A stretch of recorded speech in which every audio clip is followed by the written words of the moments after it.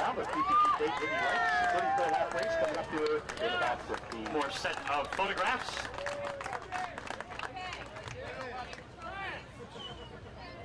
And a race queen, Jenny Teague, will dispense and distribute. Kanaan drenching Alex Zanardi.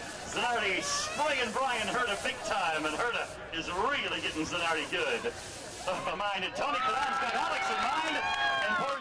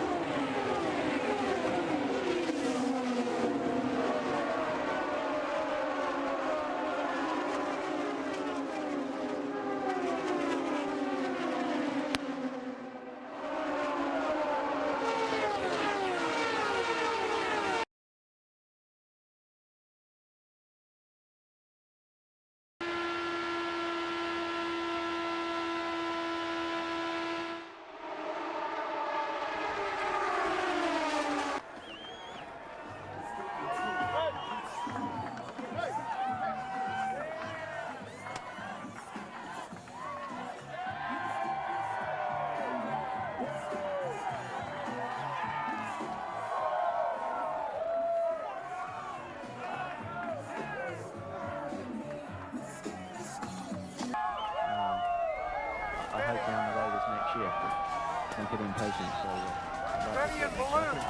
we've put together a very, very good season. I think everybody on my car has done an exceptional job. I think everybody in the team has done an exceptional job. But certainly, you look at like my pit stops.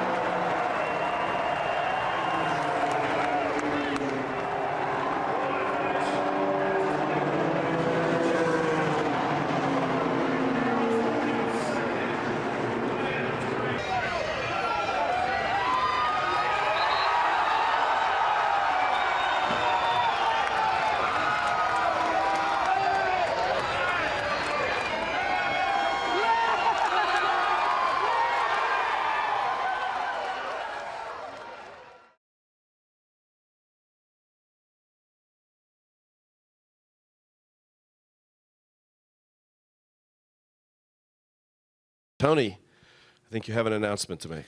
Yeah, I don't know if I've been preparing for this day. I told Lauren that last night going to bed, it was worse than my the night before my first Indy 500. So we decided that this year I'm only going to do 5 races. We're going to start here at this place. I'm doing the ovals only, not by choice. Obviously, we've been working together through all this winter with IndyCar, with my sponsors, the team, trying to get the funding to do a full season, but unfortunately, we came short. So I live IndyCar. I love IndyCar.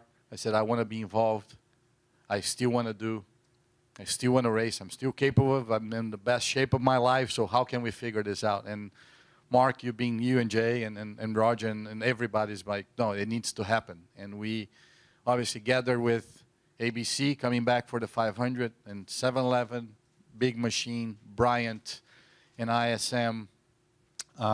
They put a lot of effort together. And you guys probably not going to see the same car every race. But every sponsor of mine, they're been with me for more than a decade.